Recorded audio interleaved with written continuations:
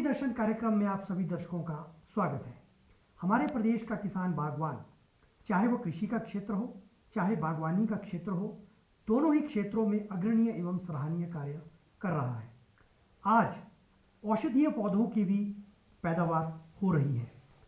औषधीय पौधों में यदि हम हरड़ की बात करें तो इसे हमारा किसान बागवान व्यवसाय के रूप में भी इसकी पैदावार कर सकता है और इसके विपणन की किस प्रकार सही व्यवस्था हो, इसकी भी आज हम चर्चा अपने इस कार्यक्रम में करेंगे। चर्चा में भाग लेने के लिए हमने विशेष रूप से आमंत्रित किया है डॉक्टर कमल शर्मा जी को, साथ में है डॉक्टर विमल चौहान जी। दोनों ही विशेषज्ञों का कार्यक्रम में बहुत बहुत स्वागत है। किसान बागवान भाइयों, आज जो हमारे कार्यक्रम में दोनों विशेषज्ञ मौजूद हैं, यह बागवानी विश्वविद्यालय नौणी में प्रधान वैज्ञानिक के पद पर कार्यरत है और आज के विषय से संबंधित हम इनसे भरपूर जानकारी लेने की कोशिश करेंगे और हरड़ की पैदावार किस प्रकार हो सकती है, किस प्रकार इसका व्यवसायीकरण हो सकता है, इस विषय पर आज हम चर्चा करने जा रहे हैं।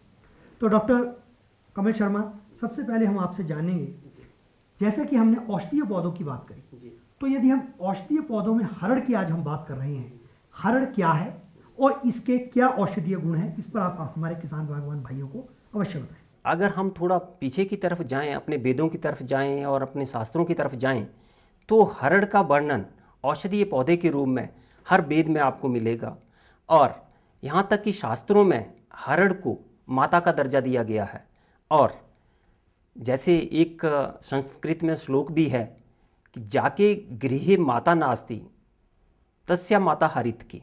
इसका मतलब है कि जिसके घर में माँ नहीं है उसकी माता हरड़ है। जैसे माता अपने बच्चे का पालन पोषण करती है, ठीक उसी प्रकार से हरड़ जो है वो पैर से लेके सिर तक सभी प्रकार की बीमारियों को ठीक करने की क्षमता हरड़ में है। इसीलिए इसको कई जगह तो माता से भी ऊपर का दर्जा दिया गया है। अब इसके जब गुणों की बात मैं करता हूँ तो गुण जैसे सिर से शुरू करें हम तो ये बालों को काला करने में बहुत महत्वपूर्ण है। इसके बाद आँखों की रोशनी को बढ़ाती है। गले में खराश हो, गले में छाती में कफ वगैरह आता है तो हरड़ का उपयोग लोग शुरू से ही करते आ रहे हैं। हमारे गांव में तो बहुत सारे वैद्य लोग हरड़ के बहुत सारे उपयोग उन्होंने लोगों को बताए हैं और इसका प्रयोग किया है। गले में अगर थोड़ा सा भून के हरड़ को गले में रख लिया जाए और उसको चूसता रहे आदमी तो वो बिल्कुल उसका जो गला है, कफ जो है वो बिल्कुल ठीक हो जाता है। इसके बाद ये पेट के लिए तो रामबाण समझी जाती है। अब पेट के लिए हरड़ जो है, क्योंकि कहते हैं कि अगर पेट ठीक है तो सब कुछ ठीक है, तो पेट के लिए चाहे कॉन्स्टिपेशन है, चाहे जिसको हम कब्ज बोलते हैं, कब्ज को ठीक करती है। और जिस आदमी को कब्ज होती है उसको तो ठीक करती है, लेकिन जिसका किसी का पेट लूज होता है उसको भी ठीक करती है। तो दोनों तरफ से हरड़ के गुण हैं। अगर तो डाइसेंट्री किसी को है तो भी हरड़ ठीक करेगी और कब्जी है तो कब्जी को भी दूर करेगी, और अगर आदमी का पेट ठीक है तो सब कुछ ठीक है। तो हरड़ जैसे आयुर्वेदा में मैं थोड़ी सी बात करता हूँ। आयुर्वेदा में तो हरड़ को सबसे ऊपर का दर्जा मिला है और यही नहीं कि हमारे आयुर्वेदिक सिस्टम में ही हरड़ का प्रयोग किया जाता है। आप लोग जैसे अगर तिब्बतन सिस्टम ऑफ मेडिसिन के बारे में पढ़ेंगे तो तिब्बतन सिस्टम में भी हरड़ को सबसे ऊपर का दर्जा दिया गया है और तिब्बतन सिस्टम में तो हरड़ के बिना कोई भी दवाई नहीं बनती। हरड़ एक उसका कंस्टिट्यूएंट दवाई का अवश्य होता है, क्योंकि मुझे लगता है कि उन लोगों की ये धारणा है कि अगर पेट ठीक रहेगा, क्योंकि हरड़ पेट को ठीक करेगी तो सारा सिस्टम अपने आप ठीक हो जाएगा। तो ये बहुत अच्छे इसके गुण हैं। पैर से लेके सिर तक, जैसे मैंने कहा, हरड़ में सब रोगों को हरने की क्षमता है। इसीलिए इसको माता से भी ऊपर का दर्जा हमारे शास्त्रों में दिया गया है।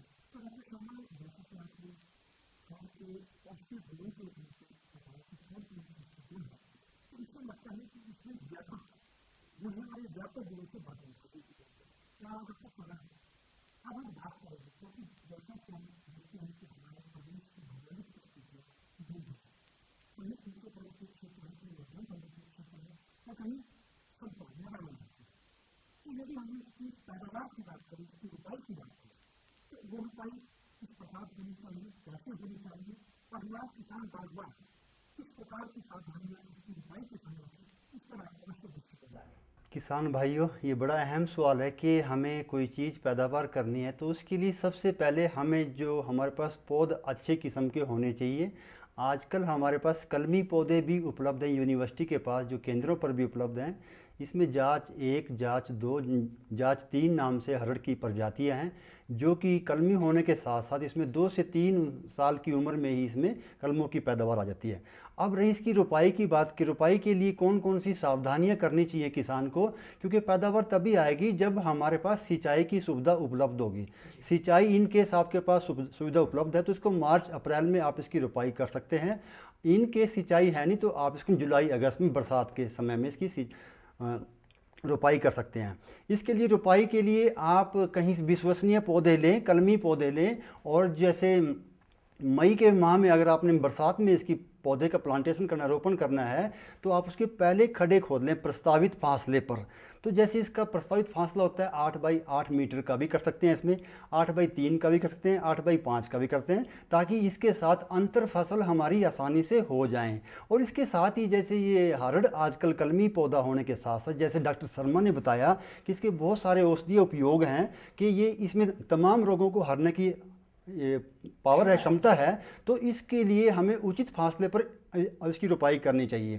तो जो उचित खड्डे खोद करके, और जो पौधे हैं इसका हमारा जो होता है ना ये स्कॉलर जोन, जहाँ पर कलम का फिट होता है इसमें स्टोक पे साइन का, वो हमेशा भूमि से ऊपरी हिस्से पर होना चाहिए। वो तकरीबन 5 से 6 इंच ये सेंटीमीटर के भाग के ऊपर होना चाहिए, ताकि पौधा हमारा कामयाब हो जाए, स्थापित हो जाए। एक बार पौधा आपका स्थापित हो गया, सही समय से उसका रोपण हो गया, फिर उसमें 2 से 3 के साल के बाद उसमें फल आने शुरू हो जाते हैं। तो ये सावधानियां किसानों को करनी चाहिए। कई अच्छी विश्वसनीय पौधशाला से पौधे प्राप्त करें, और उनकी रोपाई अगर ठीक ढंग से कर देता है किसान, तो वो पौधे स्थापित हो जाते हैं, एस्टेब्लिश हो जाते हैं पहले ही साल में।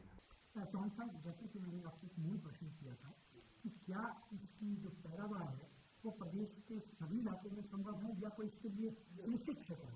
जैसे हमीरपुर, कांगड़ा, ऊना और सिरमौर का पोंटासाई वैली एरिया, और इवन 3500 फुट 4000 फुट तक की ऊंचाई तक वाले जो क्षेत्र हैं, इन क्षेत्रों में हरड़ की पैदावार हो सकती है किसान भाई, इन क्षेत्रों में हरड़ की। और इसमें जो एक फ़ायदा और भी है, जैसे मंकी मिनाइस की आजकल बहुत समस्या है, इनको उनसे भी निजात हो सकती है किसानों को, क्योंकि ये पेड़ कड़वा होने के कारण, ये फल कड़वा होने के कारण, क्योंकि 5 टेस्ट होते हैं इंसान की, जैसे कड़वा, मीठा, खारा, नमकीन और कसैला। ये सभी टेस्ट करते हैं, तभी हमारा शरीर स्वस्थ रहेगा। स्वस्थ शरीर निरोगी काया कहते हैं, हेल्थ इज वेल्थ। तो हमारा स्वास्थ्य उत्तम धन है। तो आजकल लोग इसकी तरफ, आयुर्वेदिक की तरफ, पौधों की तरफ आ रहे हैं, क्योंकि उनका स्वास्थ्य खराब होता है।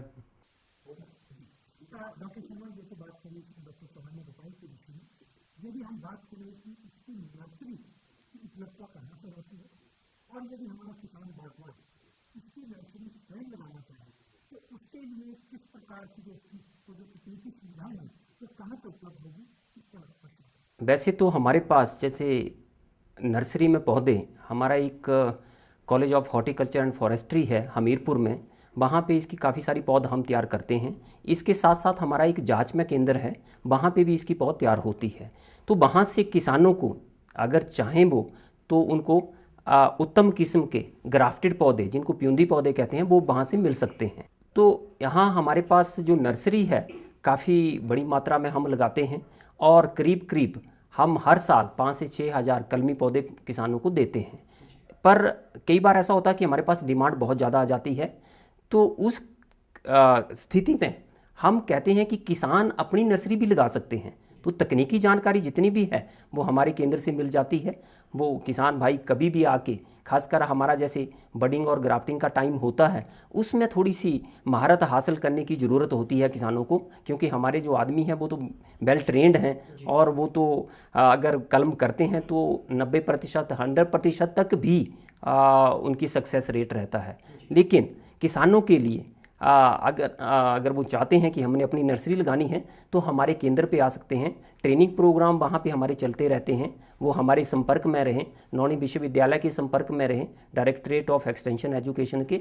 और वहाँ से कई बार हमारे जो डिपार्टमेंट ऑफ हॉर्टिकल्चर है या डिपार्टमेंट ऑफ एग्रीकल्चर है, वहाँ से वहाँ के थ्रू भी हमारे जो किसान भाई हैं वो चयनित होते हैं और वो हमारे स्टेशनों पे हॉर्टिकल्चर डिपार्टमेंट और एग्रीकल्चर डिपार्टमेंट किसानों को वहाँ भेज देता है और वहाँ हम उनको ट्रेनिंग करवाते हैं।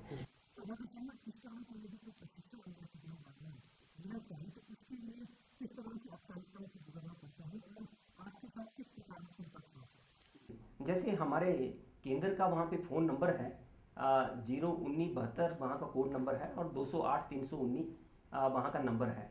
तो इस नंबर पे वो फ़ोन कॉल करके या हमारा जैसे एड्रेस है college of horticulture and forestry Neri Hamirpur, इस नाम से हमारे जहाँ वहाँ हेड जो हैं वहाँ डीन वहाँ पे बैठते हैं, तो डीन के नाम से एक चिट्ठी लिख सकते हैं कि हम इतने किसान लोग हैं, हम इस विषय के ऊपर ट्रेनिंग चाहते हैं और हम अपनी हर्ड के ऊपर नर्सरियाँ स्थापित करना चाहते हैं क्योंकि इसकी डिमांड बहुत है, लोगों को पौधे नहीं मिलते हैं समय पर, तो वो हमें लिख सकते हैं। या हमारा जो directorate of extension education non university में है, वहाँ डायरेक्टर एक्सटेंशन को लिख सकते हैं।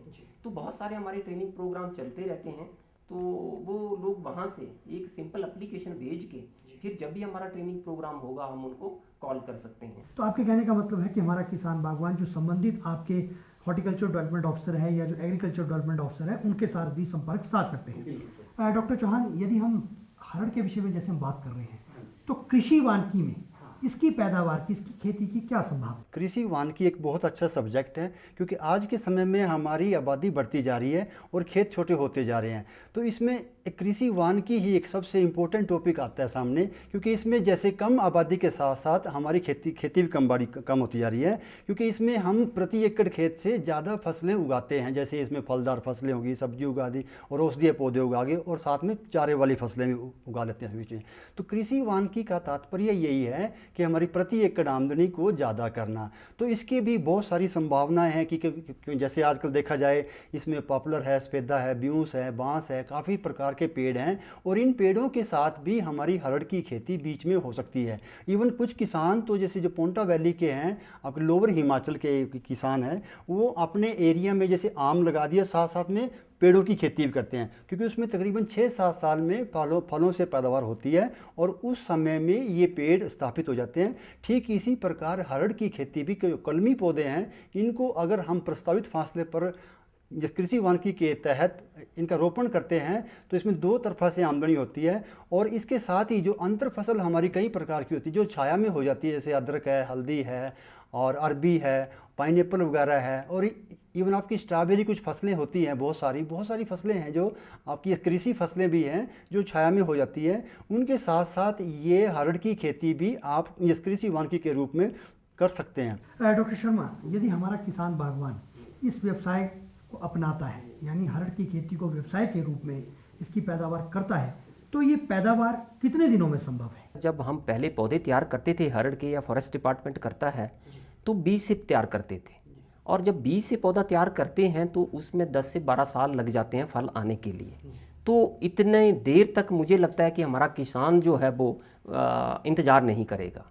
दूसरे, जब हम बीज से पौधे तैयार करते हैं तो उसमें हमें ये पता नहीं होता कि 10-12 साल के बाद किस किस्म का फल आएगा। इसमें वो बड़ा भी आ सकता है, छोटा भी आ सकता है, और अगर किसान की किस्मत ख़राब है और छोटा फल आता है तो छोटे फल की मार्केट बहुत ख़राब है, अच्छी नहीं है, मेरा कहने का मतलब है, तो उसको बहुत कम पैसा उसका मिलेगा। इसलिए हमने ग्राफ्टेड पौधे तैयार किए इसके, जो मैं किसानों को बताना चाहूँगा कि पहली बार ग्राफ्टेड पौधा हरड़ की हिस्ट्री में हमने तैयार किया है। और इसके जो ग्राफ्टेड पौधे हैं, मैंने पहले भी बताया कि सिर्फ हमारे 2 सेंटर हैं जहाँ पे मिलेंगे। एक तो हमारा हमीरपुर का केंद्र है और दूसरा हमारा एक नूरपुर में केंद्र है। बाकी इसके सिवाय कहीं भी हरड़ के पौधे, ग्राफ्टेड पौधे नहीं मिलेंगे। तो जो ग्राफ्टेड पौधा हम तैयार करते हैं उसमें एक तो 3 साल के बाद फल आना शुरू हो जाता है। तो जो 12 साल में फल आता था वो हम 3 साल पे ले आए हैं इसको। दूसरी बात ये है कि जो हम पौधा ग्राफ्टिंग से तैयार करते हैं उसमें जो फल है, जो किस्म है, वो उसी तरह का फल आएगा। उसमें ये नहीं है कि कल को फल आएगा तो वो छोटा होगा या वो अच्छी क्वालिटी का नहीं होगा। वो 100% ट्रू टू टाइप पौधे हम जो तैयार करते हैं उनमें फल बहुत बड़ा फल आता है, उसमें 100 ग्राम तक के फल आ जाते हैं। और मैं किसान भाइयों को बताना चाहूँगा कि अगर 100 ग्राम या इससे ज़्यादा का फल हरड़ में आता है तो इसका रेट मार्केट में बहुत अच्छा है। जैसे करीब अगर सुखा के इसको बेचना है फल को, तो मुझे जानकारी जैसे मंडियों से मिली है तो 400 से 500 रुपये किलो तक भी इसका फल बिक जाता है। डॉक्टर शर्मा, एक प्रश्न जो मेरे जहन में है, आपने कहा कि बीजू पौधों की जगह क्राफ्टेड पौधे लगाएं, लेकिन इनकी उपलब्धता किसान बागवान के घर द्वार तक किस प्रकार संभव है, इस पर आप थोड़ा बताएं। हमारे जैसे मैंने बताया कि 2 सेंटर हैं जहाँ पे नर्सरी इनकी मिलेगी, ग्राफ्टेड पौधे मिलेंगे। तो किसानों को पहले बुक करवाना पड़ते हैं। हमें एक सिंपल चिट्ठी लिख दें वो कि मेरी इतनी ज़मीन है और मैंने इतने पौधे हरड़ के लगाने हैं, तो पूरी जानकारी हम उनको उपलब्ध करवाने के साथ साथ पौधे भी जुलाई और अगस्त में उपलब्ध करवा देते हैं। बाकी रही नर्सरी की बात, तो जैसे किसान अपने आप भी उगा सकते हैं अगर ट्रेनिंग लेते हैं वो। पर ज़्यादातर क्योंकि बहुत मुश्किल काम है ये, ग्राफ्टिंग थोड़ा हरड़ में मुश्किल काम है, इसीलिए शायद सभी डिपार्टमेंट इसको कर नहीं पा रहे हैं या उनके पास संसाधनों की कमी है, जैसे हमें पता है। पर मुझे लगता है कि किसान भाई अगर लगाना चाहते हैं तो सिर्फ वो अच्छी वैरायटी के, हमारे जैसे केंद्र हैं उनके पास अच्छी वैरायटी हैं, और कौन से एरिया के लिए कौन सी वैरायटी अच्छी है वो भी उनको वहीं से जानकारी मिलेगी। डॉक्टर कमल शर्मा, डॉक्टर विमल चौहान, आप हमारे कार्यक्रम में आए और इतनी महत्वपूर्ण जानकारी आपने आज हरड़ से संबंधित औषधीय पौधों का किस प्रकार व्यवसायीकरण हो सकता है, इस पर हमारे किसान बागवान भाइयों को दी। इसके लिए आपका बहुत बहुत धन्यवाद। तो किसान बागवान भाइयों, हमें दीजिए अनुमति। नमस्कार।